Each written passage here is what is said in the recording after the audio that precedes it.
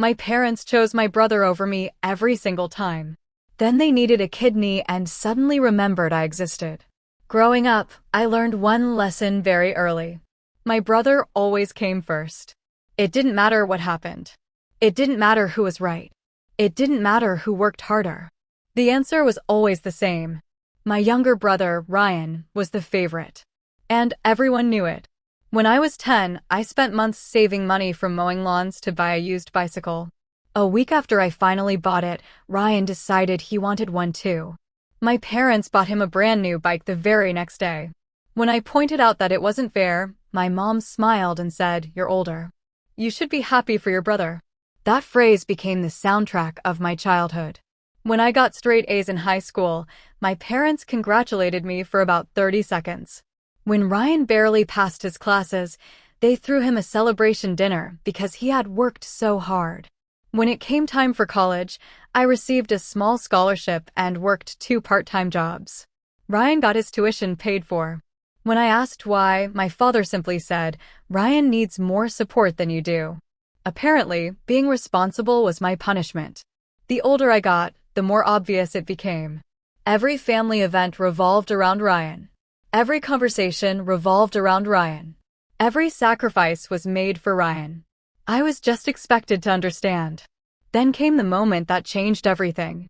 I was 26 and getting married. My fiancé and I had spent nearly 2 years saving for our wedding. Nothing extravagant. Just a simple ceremony with family and friends. A month before the wedding, my parents called and asked to meet. I thought they wanted to help. Instead, they told me they couldn't contribute anything financially. At first, I wasn't upset. I wasn't expecting money. Then my father explained why. Ryan had gotten himself into trouble again. Credit card debt, car payments, personal loans, thousands of dollars. My parents had emptied a large portion of their savings to bail him out. Again. I sat there stunned. Not because they wouldn't help me, but because they had spent years rescuing someone who never seemed willing to help himself. My mother looked at me and said something that still makes me laugh. "We know you'll understand." And I did understand. For the first time in my life, I understood perfectly. I understood that no matter what happened, I would never be their priority. Not second. Not third. Not even close. That realization hurt. But it was also strangely freeing. After the wedding, I stopped chasing their approval. I stopped calling every week. Stopped trying to earn their attention. Stopped competing in a game that had been rigged from the start. Over the next several years, my wife and I built a good life. I focused on my career. We bought a home. Started a family. Meanwhile, Ryan continued being Ryan. Job hopping. Borrowing money. Making excuses. Creating problems for everyone around him. And every time, my parents rushed in to save him. Then one day, after nearly 3 years of barely hearing from them, my phone rang. It was my mother. The moment I answered, I knew something was wrong. She was crying. My father had been rushed to the hospital. His kidneys were failing. And what she said next would change everything. "We need to talk to you about being a donor." For a few seconds after my mother said those words, I couldn't speak. 3 years. That's how long it had been since either of my parents had made any real effort to contact me. No birthday calls. No holiday visits. No checking in on their grandkids. Nothing. And now the first conversation we were having was about a kidney. I wish I could say I immediately felt angry. The truth is, I felt numb. My mother kept talking through tears. My father had been diagnosed with severe kidney disease months earlier. His condition had deteriorated quickly. Doctors said he needed a transplant soon. Otherwise, things could get very bad. I listened quietly. Then I asked the obvious question. What about Ryan? The silence on the other end lasted a little too long. Finally, my mother answered. We tested him. Of course they had. Ryan was the golden child. The favorite. The one they always protected. Naturally, he would have been the first person they asked. So, another pause. Then she said something that genuinely shocked me. He refused. I thought I'd misheard. What? He said he wasn't comfortable with the surgery. I almost laughed. Not because it was funny, because it was so painfully predictable. My parents had spent decades sacrificing everything for Ryan. Money, time, energy, opportunities. And the moment they needed something from him, he walked away. Just like that. No debate. No hesitation. No sacrifice. My mother immediately started defending him. He has his reasons. Of course he did. Ryan always had reasons. Excuses. Explanations. Someone else to blame. I rubbed my forehead. The irony was almost unbelievable. For years, I'd been treated like the backup child. The responsible one. The independent one. The one who didn't need help. And now, suddenly, I was the first person they called. Not because they'd missed me. Not because they wanted a relationship. Because I had something they needed. A kidney. A few days later, I agreed to meet them at the hospital. Partly because I wanted answers. Partly because I wanted to see my father. When I arrived, it felt strange. Older. Smaller somehow.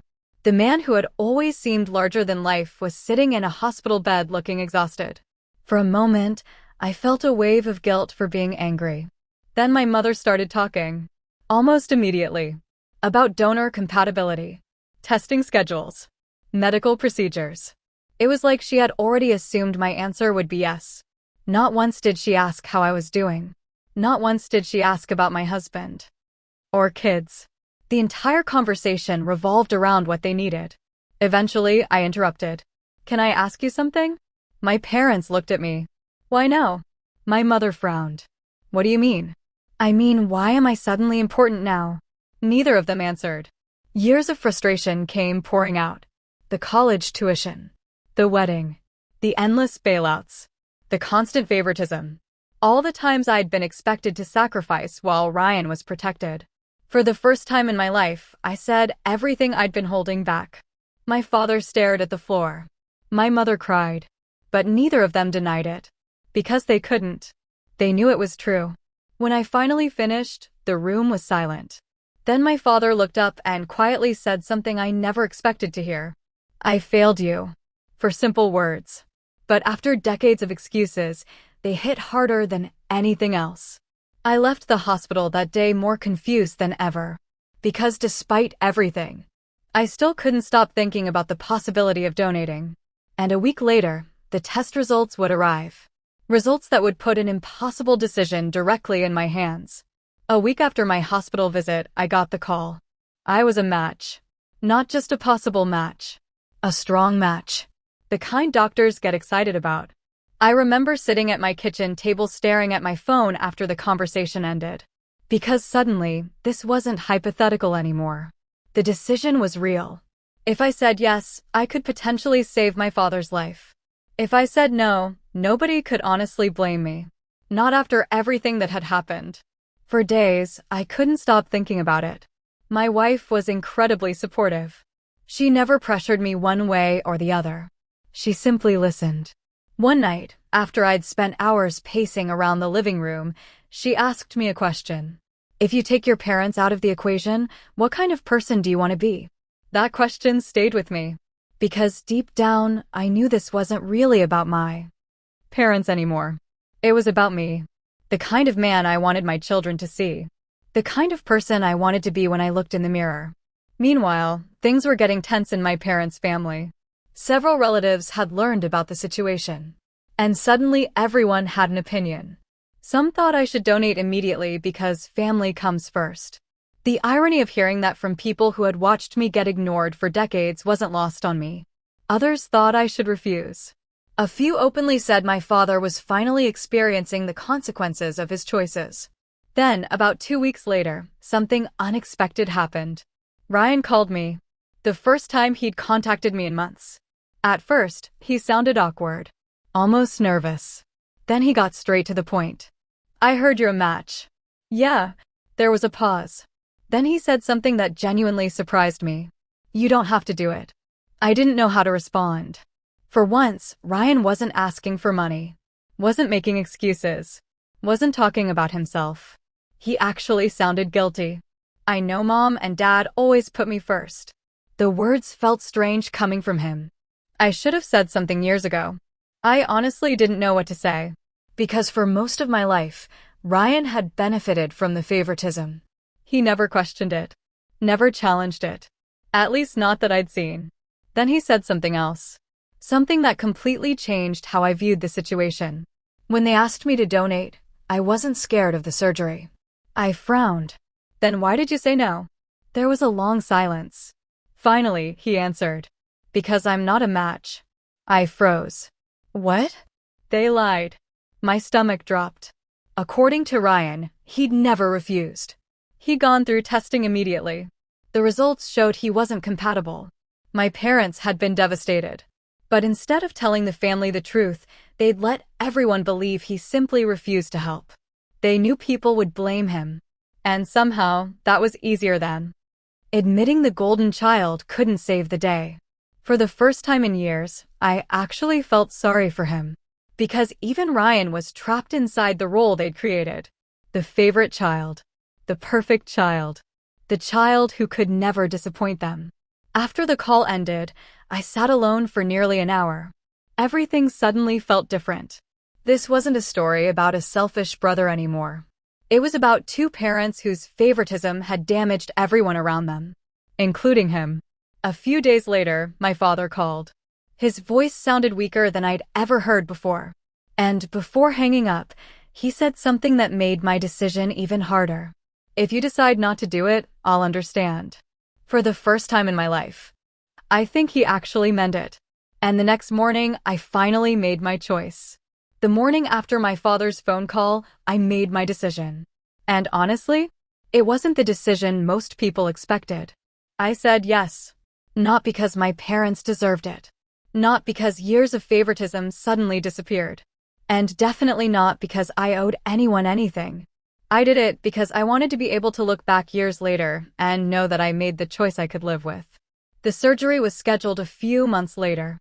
Leading up to it, something unexpected happened. My parents started calling. Not about test results. Not about medical paperwork. Just calling.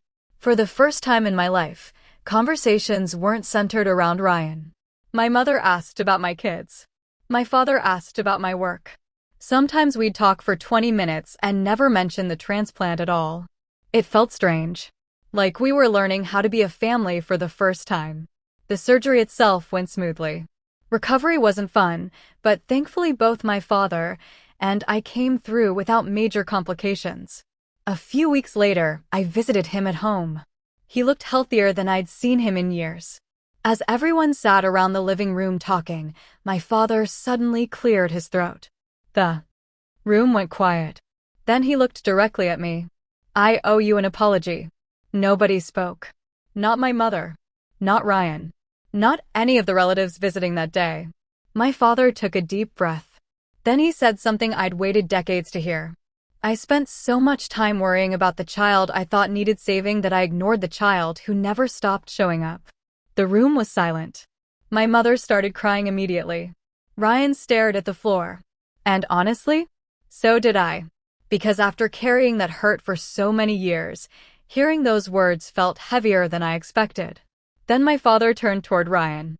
I failed both of you. That was the moment everything finally clicked. The favoritism hadn't just hurt me. It had hurt Ryan too.